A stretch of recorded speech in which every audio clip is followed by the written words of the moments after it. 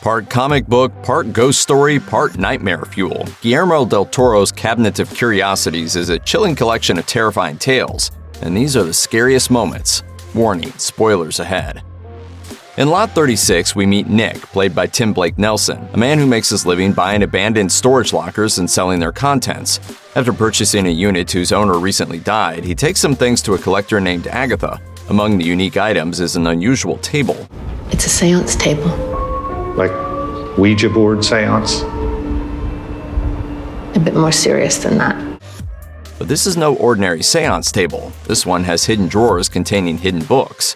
Agatha brings in a man named Roland who specializes in rare texts. He's ready to pay $300,000 for the set, but only if Nick can produce the fourth missing volume, one that's meant to bind a demon to Earth.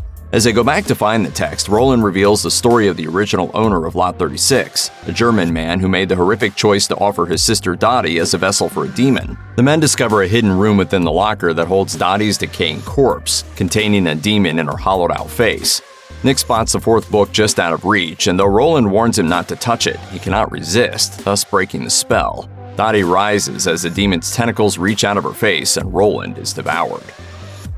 Set in Salem at the beginning of the 20th century, the Graveyard Rat story follows Masson, a gravedigger who turned grave robber to pay off some of his debts. After coming up short, he's convinced that an unlikely suspect, rats, are stealing the bodies, along with the valuables. And then one night, he has a creepy vision. Seeing a rat tail hanging from his water-stained ceiling, he gives it a yank and the ceiling opens, raining rats all over him. Later, unearthing a grave, Masson finds an empty coffin and then sees the body being dragged away by rats. Determined to retrieve his fortune, he follows it underground. Where are you? I will have my vengeance!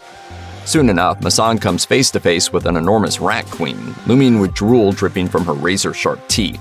Determined to retrieve the valuables, he goes on, crawling through tunnels, battling the rat queen and her babies, and even a reanimated skeleton. Making his way toward what he hopes is a way out, Masson instead gets trapped in a coffin, trapped forever by his own greed in classic horror story fashion. Academy Award-winning actor F. Murray Abraham plays Carl, a medical examiner dying of cancer. His friend, Sheriff Craven, played by Glenn Turman, asks for his help explaining some mysterious deaths that occurred in the local mine. As Carl performs autopsies on the dead miners, an alien parasite that's taken over one of the miners' bodies makes itself known. What are you? I'm a traveler. Tying Carl to an autopsy table, the alien creature prepares to transfer itself from the miner's dead body into Carl's living one. While cutting itself open, the alien explains to Carl his plan to murder the sheriff. Carl figures out that the creature has no senses of its own, which is why it needs a human body as host. Acting fast, Carl grabs the knife from the alien's dead hand. Still tied to the table, the alien, in its small octopus-like true form, begins burrowing into Carl. He tries killing the creature but can't reach it. In a truly heroic move, Carl decides to sacrifice himself by destroying his own body before the alien can use it, slicing his ears and eyes with a scalpel, saving his friend and the world. The Outside tells the darkly comedic tale of Stacy, a socially awkward bank teller desperate to fit in with her coworkers, coveting their beauty, clothes, and perfect lives. When she's invited to one of their parties and given a box of expensive lotion, she's thrilled and proceeds to slather it all over her face. But a horrible allergic reaction occurs. Refusing to be deterred by her red, itchy, peeling skin, Stacy continues her regimen, even as her rash worsens and her devoted husband Keith begs her to stop. What's so funny, Stacy? No, I'm not talking to the TV. Devoted to his wife and supportive of her taxidermy hobby, Keith is a beacon of sensibility. Keith tries his best to be supportive of Stacy and her transformation journey, even as her skin and mental state get worse. Finally, it proves to be too much even for him, and he insists that she stop. It's a suggestion she doesn't appreciate, to say the least. After killing her husband and stuffing poor Keith like one of her taxidermy projects, her sought-after makeover is finally complete. Inspired by an H.P. Lovecraft story, Pickman's model tells the tale of Richard Pickman, played by Crispin Glover, who invites a young artist named William Thurber, played by Ben Barnes, to look at his extremely creepy paintings. One of the paintings depicts a woman, a distant relative and witch, who killed her husband and served him to members of her coven. Pickman taunts Thurber with the painting, and Thurber feels deeply disturbed looking at it. Years later, Thurber continues to be haunted by Pickman's work, plagued by vivid nightmares, including one in which he walks into the dinner party from the painting, but his own head is being served as the main course. Jumping forward in time, we now see Thurber as an older man with a wife and son, running his own museum, but still haunted by memories of Pickman. One day, Pickman unexpectedly returns, shocking Thurber. He asks Thurber to come to his house to see some new paintings. In an attempt to save others from the madness he suffered, Thurber goes alone. Oh, I know you want to see my new paintings. The finest I done. I need you to see them. But seeing Pickman's new paintings overwhelms Thurber. Unable to control his rage and anguish after all the years of torment, he shoots Pickman and burns down his house. The next day, when Thurber takes his family to his museum, he's shocked to see Pickman's paintings hanging there, and horrifyingly, one of Thurber's colleagues, Joe, standing in front of the work, his eyes gouged out. His wife and child are also looking at a painting, and he makes them stop, but it's too late.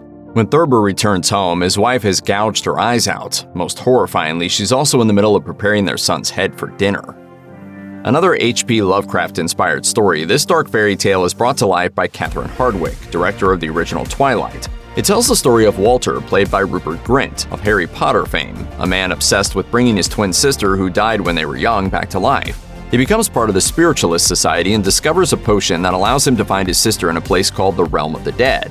Walter even manages to bring her back to the land of the living, temporarily. You brought her back with you? You left a ripple? I just wanted my sister back. Walter's actions anger a witch named Keziah, a sinister being who also resides in the underworld and wants Walter's sister to stay there. With skin like petrified wood and branch-like hair, she resembles a gnarled tree in human form.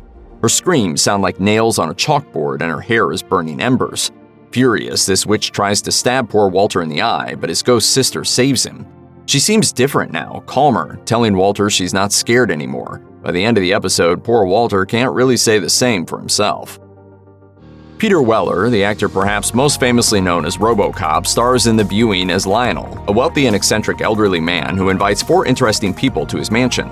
There's a psychic named Targ, an astrophysicist named Charlotte, a musician named Randall, and a famous novelist named Guy. Set in the 1970s, The Viewing benefits from a very distinctive 70s aesthetic, matching this story's slow burn intensity. As the plot unfolds, it becomes clear why Lionel has gathered these people together. As it turns out, Lionel needs their help understanding an artifact he's kept tucked away for years, a strangely unsettling object that he suspects could be an alien life form.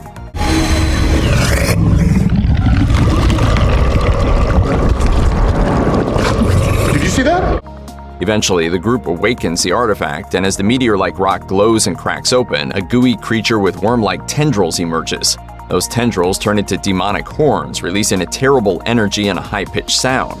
Horribly, Targ's face melts off and Guy's head explodes, which allows the other two, namely Charlotte and Randall, to get the heck out of there before they meet their ends as well. But with the alien unleashed into the world by the end of the night, it's not exactly what you could call a happy ending.